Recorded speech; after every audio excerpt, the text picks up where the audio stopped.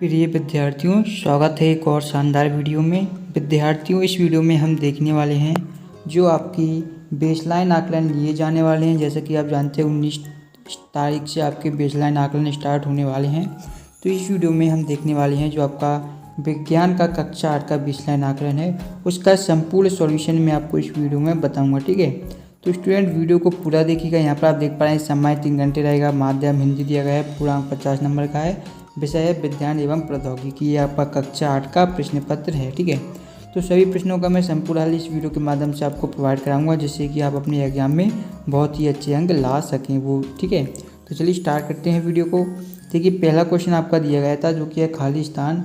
तो दिया गया था खाली स्थान धातु द्रव अवस्था में पाई जाती है, यानी कि हमें उस द्रव धातु का नाम बताना है जो कैसी होनी चाहिए स्टूडेंट, जो कैसी होनी चाहिए, द्रव अवस्था में होनी चाहिए। ठीक है, तो देखिए जो पहला क्वेश्चन इसका जो आपका आंसर हो जाएगा, तो पहले का आपका आंसर हो जाएगा पारा धातु। ठीक है, ये जो पारा धातु होती है ये क्या होती है, ये धातु होती है और ये क्या द्रव अवस्था में पाई जाती है। तो ये आपका आंसर हो जाएगा पारा। ठीक है, सेकंड दिया गया था विद्यार्थियों ब्रोमीन की परमाणुकता होती है।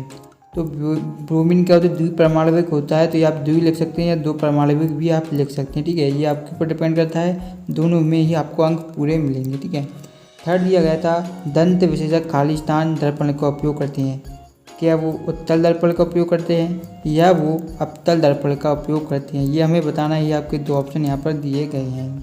ठीक है, तो इसका जो आपका आंसर हो जाएगा ये हो जाएगा आपका अवतल दर्पण। ठीक है, अवतल दर्पण हो जाएगा इसका राइट आंसर। फिर आता है आपका चौथा, किसी विद्युत परिपथ की सुरक्षा के लिए लगाया जाता है। तो कोई भी विद्युत परिपथ हो, यदि हम उसकी सुरक्षा करना चाहते हैं तो उसके लिए हम क्या सुरक्षा फ्यूज का प्रयोग करते हैं, सुरक्षा फ्यूज। ठीक है, ये इसका हम प्रयोग करते हैं फ्यूज। ये यदि आपके घर में भी हो सकता है ये लगा हो, क्योंकि जब कभी बिजली का क्या वोल्टेज ज़्यादा हो जाता है या कोई भी समस्या आती है तब क्या वो फ्यूज क्या अपने आप नीचे गिर जाता है, जिससे कि सभी जो पूरे घर की लाइट है वो क्या बंद हो जाती है। ठीक है, तो ये क्या है सुरक्षा के लिए लगाया जाता है। अब देखिए नेक्स्ट क्वेश्चन देखते हैं। क्वेश्चन नंबर 5 में आपका दिया गया था जो कि 3 अंक का है। निम्नलिखित पदार्थों के तत्व यौगिक और मिश्रण में वर्गीकृत कीजिए। यानी कि हमें कुछ यहाँ पर तत्व दिए गए हैं, इनमें से यौगिक और क्या है मिश्रण में हमें वर्गीकृत करना है विभिन्न पदार्थों को। ठीक है, तो जो भी यहाँ पर देखिए लोहा, हवा, आइसक्रीम, शक्कर, ऑक्सीजन, कार्बन डाइऑक्साइड। ठीक है, तो इनमें से जो तत्व है उनको इस सारणी में लिखना है हमें, यौगिक को इस सारणी में लिखना है और मिश्रण को हमें इस सारणी में लिखना है। ठीक है, तो चलिए किस प्रकार से मैं बता देता हूँ कौन सा आपका तत्व है, कौन सा यौगिक है और कौन सा आपका मिश्रण है। देखिए स्टूडेंट, आपको इस सारणी दिख रही होगी। यहाँ पर तत्व दिया गया है, तो लोहा के आपका तत्व है, आप जानते ही होंगे। ऑक्सीजन भी आपका तत्व है। जबकि हम यौगिक की बात करें, शक्कर आपका यौगिक है, शक्कर। ठीक है, ये कार्बन डाइऑक्साइड भी आपका यौगिक है। और ये मिश्रण की बात करें तो हवा आपका मिश्रण है और आपका आइसक्रीम आपका मिश्रण है। ठीक है, तो ये हो जाएगा तत्व ये दिए गए हैं, यौगिक यहाँ पर दिए गए हैं और आपके मिश्रण यहाँ पर दिए गए हैं। तो इनको आप लिख लीजिए और अच्छी तरीके से याद कर लीजिए। देखिए विद्यार्थी, छठा क्वेश्चन आपका दिया गया है, चींटी के काटने पर जलन क्यों होती है, जलन को ठीक करने के उपाय हमें बताने हैं। ठीक है, ये क्वेश्चन नंबर 6 है आपका। सातवां आपका दिया गया था कोसा रेशम कीट के जीवन चक्र की विभिन्न अवस्थाओं का नामांकित बनाएं। ठीक है, तो इन दोनों क्वेश्चनों के आंसर देखेंगे। सबसे पहले देखते हैं चींटी के काटने पर जलन क्यों होती है, जलन को ठीक करने के उपाय। ठीक है, ये देखते हैं। तो देखिएगा विद्यार्थियों, चींटी के काटने पर होने वाली तेज जलन एक अम्ल के कारण होती है। यदि उस स्थान पर कपड़े धोने का साबुन या खाने का सोडा लगाया जाए तो उदासीनीकरण के कारण जलन से राहत मिलती है। यानी कि चींटी में क्या होता है, अम्ल होता है, उस अम्ल के कारण क्या हमें जलन महसूस होती है। यदि हम जब चींटी हमें काट लेती है उस स्थान पर हम साबुन या खाने का सोडा लगा लें तो क्या होगा, उदासीनीकरण की क्रिया होगी। आप जानते हैं अम्ल और क्षार की क्रिया से क्या उदासीनीकरण की क्रिया होती है, इसके कारण क्या आपको जलन से राहत यहाँ पर मिल जाएगी। तो ये हो जाएगा क्वेश्चन 6 का आंसर। फिर जो अगला क्वेश्चन दिया गया था वो उसका मैं आपको आंसर बता देता हूँ।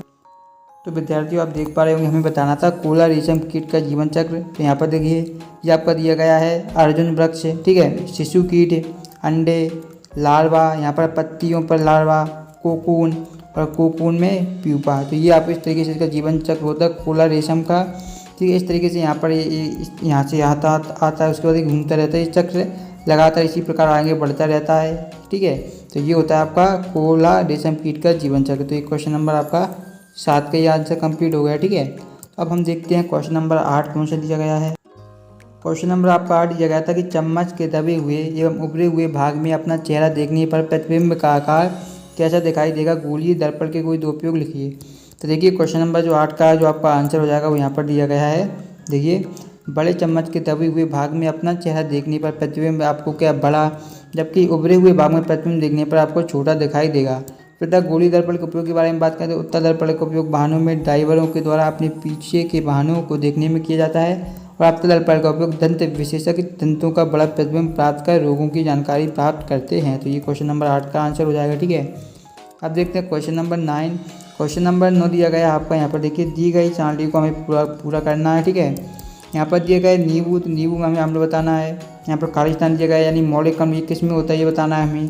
फिर चींटी में अम्ल बताना है, दही में अम्ल बताना है, और टैनिक अम्ल किस में होता है ये बताना है। ठीक है, तो देखिए 9वें क्वेश्चन का पूरा सारणी में यहाँ पर आंसर दिया गया है। देखिए नींबू कैसा होता है, खट्टे पदार्थों में हमेशा क्या आपका साइट्रिक अम्ल होता है, तो जो नींबू क्या हो जाएगा आपका इसमें साइट्रिक अम्ल हो जाएगा। ठीक है, सेब में आपका मैलिक अम्ल होता है, चींटी में आपका फार्मिक अम्ल होता है। ठीक है, जैसे कि अभी क्वेश्चन में पूछा गया था कि जो चींटी की काट लेती है, ठीक है, चींटी के डंक में क्या है जलन होती है, तो चींटी में क्या फार्मिक अम्ल होता है, इसी कारण हमें जलन महसूस होती है। ठीक है, दही में आपका लैक्टिक अम्ल होता है, और चाय में आपका टैनिक अम्ल होता है। ठीक है, तो ये आपका हो जाएगा क्वेश्चन नंबर 9 का उत्तर। तो इसे भी आप नोट कर लीजिएगा, ये सभी अम्ल आपको अच्छी तरीके से याद होने चाहिए। एक बार फिर बता देता हूँ, नींबू में साइट्रिक अम्ल, सेब में मैलिक अम्ल, चींटी में फार्मिक, दही में लैक्टिक, और चाय में आपका टैनिक अम्ल पाया जाता है। अब देखते हैं क्वेश्चन नंबर 10वां। ठीक है, तो यहाँ पर देखिए क्वेश्चन नंबर 10वां आपको बताते हैं। क्वेश्चन नंबर आपका 10वां दिया गया था, जो कि था आपका लोहे की कील से विद्युत चुंबक कैसे बनाया जाता है, आलपिन के चिपकने का कारण बताइए।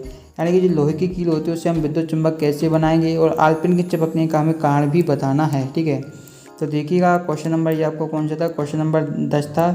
तो 10 का आंसर यहाँ पर देखिए ये दिया गया है क्वेश्चन नंबर 10 का आंसर, जो कि है विद्युत रुद्ध तांबे के तार को लोहे की लंबी कील के ऊपर कई बार कुंडलित कीजिए। इस तार को दोनों सिरों के बीच बैटरी और कुंजी को लगाते हैं। कुंजी बंद करके कील के सिरों के पास आलपिन लाते हैं। आलपिन चिपक जाती है क्योंकि कुंजी बंद होने के कारण विद्युत धारा का प्रवाह होने लगता है, अतः चुंबकीय प्रभाव के कारण इसे आलपिनें चिपकने लगती हैं। तो ये क्वेश्चन नंबर 10 में का आएगा।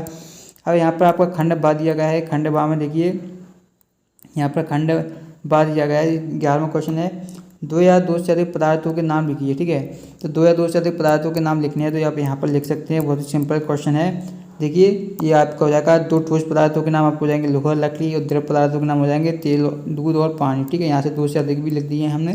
ठीक है, फिर जो नेक्स्ट क्वेश्चन आपको दिया गया था 13वां क्वेश्चन देख लेते हैं। 12वां दिया गया था, सजीव श्वसन क्रिया में कौन सी गैस ग्रहण करते हैं और कौन सी गैस छोड़ते हैं ये बताना है। सूर्य ग्रहण का नामांकित चित्र बनाना है, और ऐसे ही पद्धति में लंबाई, द्रव्यमान, समय का मात्रक हमें बताना है। क्वेश्चन 12, 13 और 14। ठीक है, तो देखिए 12वां आपका दिया गया था, देखिए सभी सजीव श्वसन क्रिया में ऑक्सीजन ग्रहण करते हैं तथा कार्बन डाइऑक्साइड गैस छोड़ते हैं। ठीक है, आपको पता है जो मनुष्य भी होता है वो क्या है, जो है ऑक्सीजन ग्रहण करता है और कार्बन डाइऑक्साइड छोड़ता है। ठीक है, तो पूर्ण सूर्य ग्रहण का नामांकित चित्र दिया गया, तो ये आपका सूर्य यहाँ पर होता है और पृथ्वी यहाँ पर होती है, उसके बीच में क्या वो चंद्रमा हो जाता है, तब हम इसे बोलते हैं सूर्य ग्रहण। ठीक है, क्योंकि पृथ्वी से क्या सूर्य नहीं दिखता है, क्योंकि इसके सामने चंद्रमा आ जाता है, इसलिए हम बोलते हैं सूर्य ग्रहण। ठीक है, तो ये हो जाता है आपका सूर्य ग्रहण। फिर हमसे पूछा गया था लंबाई कैसे मात्रक मीटर, द्रव्यमान का मात्रक किलोग्राम, और समय कैसे मात्रक आपका सेकेंड होता है। तो ये हो जाएगा आपका। ठीक है, तो इसे कर लीजिएगा। ठीक है, अब खंड आपको साथ दिया गया था। खंड सामने देखिए क्वेश्चन कौन से पूछे गए थे वो बता देता हूँ मैं आपको। खंड सामने आपसे 3 क्वेश्चन पूछे गए थे, 15, 16 और 17।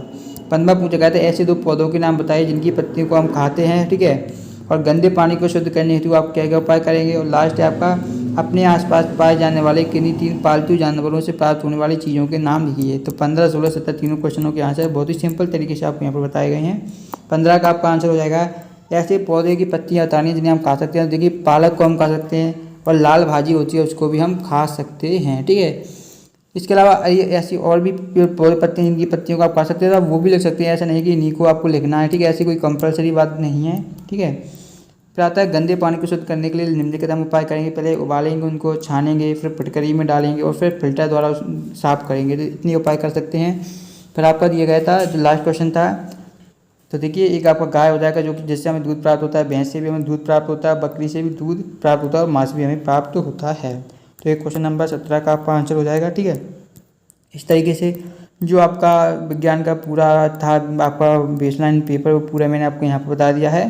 ठीक है, तो यदि आपको वीडियो पसंद आए तो वीडियो को लाइक जरूर करिएगा, और यदि आपने अभी तक चैनल को सब्सक्राइब नहीं किया है तो चैनल को भी सब्सक्राइब कर लीजिएगा। ठीक है, क्योंकि ये जो आपका पेपर होने वाले हैं 9 तारीख से, उसके लिए बहुत ही महत्वपूर्ण है। ये आपको सेतु पाठ्यक्रम पर आधारित है। ठीक है, चैनल को सब्सक्राइब करना मत भूलिएगा। हम मिलेंगे नेक्स्ट वीडियो में। यदि आपने अभी तक गणित का बेसलाइन पेपर नहीं देखा है तो ज़रूर देखिएगा। डिस्क्रिप्शन में लिंक है, आप गणित का भी देख सकते हैं। इसके अलावा हिंदी, गणित, हिंदी, आप विज्ञान का मैंने बता ही दिया है। विज्ञान, सामाजिक विज्ञान का भी आप आसानी से देख सकते हैं, सामाजिक विज्ञान और अंग्रेजी का। ठीक है, सभी का डिस्क्रिप्शन में लिंक मिल जाएगी, जाकर देख लीजिएगा। हम मिलेंगे नेक्स्ट वीडियो में, तब तक देखते रहिए आपका अपना चैनल। धन्यवाद स्टूडेंट्स।